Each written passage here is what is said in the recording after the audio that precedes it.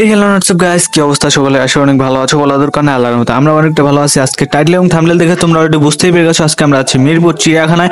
আর ভাই চিড়িয়াখানা যাওয়ার পথে যে ভাই কি পরিমাণ জ্যামের ভেতর বেঁচে গেছি। আর ভাই এই জ্যামের ভেতর কিন্তু আসলে প্রচুর পরিমাণ মাথা ব্যথা করতেছিল, বিকজ অনেকটা টাইম ধরে এক জায়গায় বসে, তার উপর গাড়ির হর্ন চারদিক থেকে।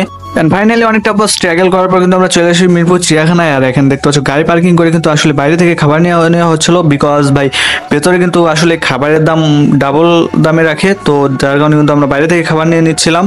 আর এইখানে ভাই দেখতেই পাচ্ছ আমরা চলে আসছি বাংলাদেশ জাতীয় চিড়িয়াখানা মিরপুর ঢাকা। আর ভাই কি বলবো, সকাল 9:30টায় আমরা রওনা দিছি, একটা ক্রস হয়ে গেছে, আমরা এখানে পৌঁছেছি। তো ভাই এখানে কিন্তু আসলে ভাই টিকিট কাটা শেষ, টিকিট কাটা শেষে কিন্তু আমাদের ডাকতেছে সিরিয়ালে খাওয়ানোর জন্য। আর সিরিয়ালে খাওয়ানোর সাথে সাথে কিন্তু আমরা বড় সড়ো একটা নাদুস টাইপের বিড়াল দেখতে পাই। মানে কি বলবো ভাই, বিড়ালটা আমার কাছে জাস্ট ওয়াও লাগছে, মানে অসাধারণ লাগছে। আর এখানে আমরা জাতীয় চিড়িয়াখানার ভেতর ঢোকার সাথে সাথে কিন্তু কিছু পাখি দেখতে পাই। আর এখানে দেখতে পাচ্ছ বড় বড় পাওয়ালা কিছু পাখি, ভাই দেখতেই পাচ্ছ কত বড় আর রঙিন রঙিন, তো আমাদের কাছে ভালোই লাগছে।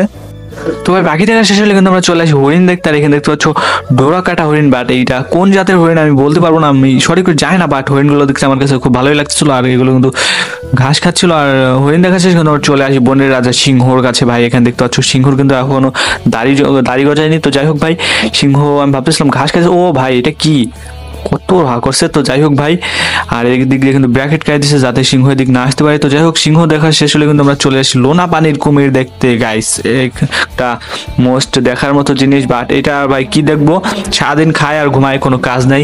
তো আমরা চিন্তা করতেছিলাম না অনেক ভালোই আছে, কিন্তু আসলে তোমরা যদি ওর জায়গায় থাকতে তাহলে বুঝতে পারতা যে সারাদিন খাঁচার ভেতর থাকতে কেমন লাগে।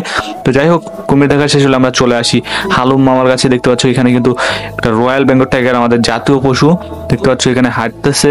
তো যাই হোক ভাই বাঘ দেখা শেষ হলে আমরা চলে আসি বাদুর কাছে, যেটা কিন্তু আমরা সচরাচর দেখতেই পাই গ্রাম অঞ্চলে, যে কোনো টাইমে, মানে সব সময় আসে না, বাট মাঝে মাঝে চলে আসে। আর বাদুর দেখা শেষ হলে কিন্তু আমরা চলে আসি বন্ধু এক্সের সঙ্গে দেখা করতে, মানে অজগর সাপের সঙ্গে দেখা করতে। আর ভাই এত বড় সাপ আমি আমার জীবনে প্রথম দেখলাম ভাই, দেখতে পাচ্ছ কত বড় সাপ। তো দেখতে পাচ্ছ মানে দুইটা নেস আর মাথা কিন্তু একটা, তো মানে সাপটা একটু অন্য ধরনের। আর এদিক দিয়ে দেখতে পাচ্ছ আরো একটা সাপ, যেটা কিন্তু কাছের ভেতর আটকায় রাখছে, আই থিঙ্ক বিষ থ্রো করতে পারে, যার কারণে কিন্তু কাছের ভেতর আটকায় রাখছে। অ্যান্ড সাপ দেখা শেষ হলে কিন্তু আমরা চলে যাই ময়ূর দেখতে। ভাই দেখতে পাচ্ছ এখানে কিন্তু অনেকগুলো ময়ূর আছে, আর এখানে ওর খাঁচা কিন্তু আসলে অনেক উঁচু করা, মানে উঠতে দেওয়ার জন্য ভালো ব্যবস্থা করা। আর ময়ূরের পরে আমরা চলে আসি জলহস্তি দেখতে। আর দেখতে পাচ্ছি এখানে কিন্তু অনেকগুলো জলহস্তি রয়েছে, আর এগুলো কিন্তু আসলে ঘাস খাচ্ছিল। আর কি বলবো ভাই, মানে জলহস্তির এদিকে দাঁড়ানো যাচ্ছিল, অনেক পরিমাণ দুর্গন্ধ হচ্ছিল। তো যাই হোক ভাই, মানে এরপরে কিন্তু আমরা চলে আসি তিল বাস, মানে তিলানাগ ইগল দেখতে। আর এখানে দেখতে পাচ্ছি অনেকগুলো ইগল, আর তাছাড়া এখানে কিন্তু অনেক পাখি রয়েছে, তোমাদের আমি দেখাইতেছি জাস্ট ওয়েট। অ্যান্ড তোমরা কাক দেখছো, আমিও কাক দেখছি, কালো কাক, বাস জীবনে ফার্স্ট টাইম কিন্তু সাদা কাক দেখলাম চিড়িয়াখানায় এসে। দেখতে পাচ্ছ সাদা কালারের কাক, আমি এর আগে কখনো দেখিনি। আর এগুলো কিন্তু আসলে নর্মাল কাক যা খায় এগুলো তাই খায়, বাট এগুলো কালার জাস্ট সাদা রঙের এটুকুই। তো ভাই শঙ্খচিলগুলো কিন্তু আসলে খাঁচার কারণে তেমন একটা ভালো দেখা যাচ্ছিল না। তো তারপর কিন্তু আমরা চলে আসি ভুবন ইগল, এবং ভুবন ইগলের পর চলে আসি ম্যাকাওর কাছে। ভাই দেখতে পাচ্ছ ম্যাকাওর কাছে আসার সঙ্গে সঙ্গে কিরকম করতেছে। তো ভাই এতগুলো পাখির ভেতর এই একটা পাখি দেখলাম উত্তেজনামূলক, ভাই দেখতে পাচ্ছ। ভাই আরেকবার, ও ভাই দেখতে পাচ্ছ আসলে তাদের মাথার ঝুঁটিগুলো অসাধারণ। দেন আমরা এখানে দুইটা লাল টিয়া দেখতে পাই, এবং লাল টিয়ার পরে কিন্তু আমরা চলে আসি ময়না পাখির কাছে। গাছ এগুলো, বাট এগুলো কিন্তু কথা বলতে পারে না, কারণ ময়না পাখি যদি তুমি বাসায় নিয়ে ছোটবেলা থেকে পালো, বাট ওইগুলো কিন্তু কথা বলতে পারে, বাট এগুলো কিন্তু ছাড়া, যার কারণে কথা বলতে পারে না। তো এরপরে চলে আসি আমার ভাই ব্রাদার দেখতে, মানে গাদা দেখতে।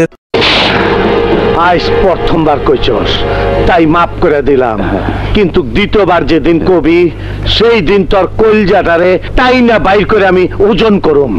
তো এরপর কিন্তু আমরা চলে আসি লামা দেখতে। আর এখানে এগুলোর আকৃতি কিন্তু আসলে উটের মতো, বাট ব্যবহারটা ছাগলের মতো।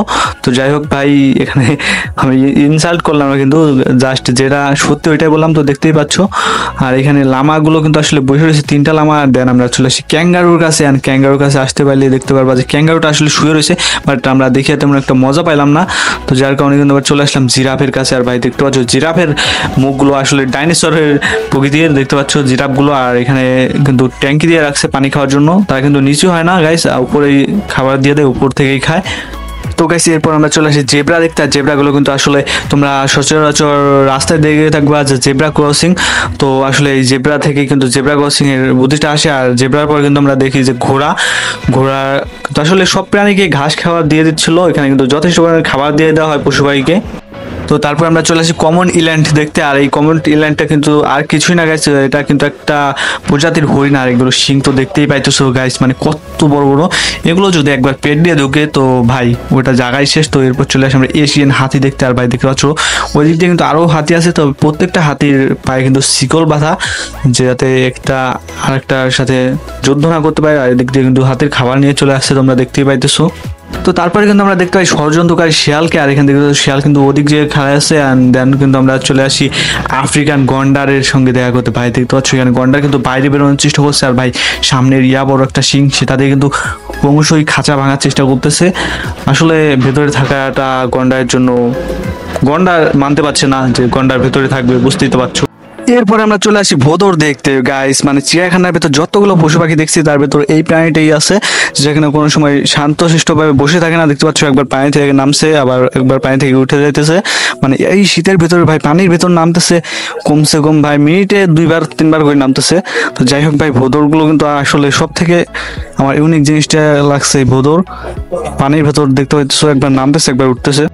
এরপর আমরা চলে আসি এই চিড়িয়াখানার সব থেকে অলস প্রাণীটা দেখতে। আর এটা হচ্ছে উট পাখি গাইস। মানে বসে আছে তো বসে আছে, এর ওঠার কোনো নাম নেই ভাই। উট পাখি যে এত অলস আগে জানতাম না। তো যাই হোক ভাই, এরপর আমরা চলে আসি পেঁয়াজ জাদুঘর ও ফিশ অ্যাকোয়ারিয়াম, যার প্রবেশপত্র মাত্র 10 টাকা। বাট এই ভিডিওটা কিন্তু আজকে আমরা আনছি না, বিকজ ভিডিও অনেক লং হয়ে যাইতেছে। এটা আমরা পার্ট 2-তে দেখাবো। আর এরপর কিন্তু দুপুরের দিকে আমরা একটা রেস্টুরেন্টে হালকা করে একটা খাওয়া দাওয়া দিয়ে কিন্তু আমরা আসলে বাইরের দিকে রওনা দিই। তো যাই হোক ভাই, তোমরা দোয়া করবে সবসময় যাতে এরকম ভালো থাকি। আর দেখা হবে নেক্সট কোনো ভিডিওতে। আজকের মতো টাটা, বাই বাই।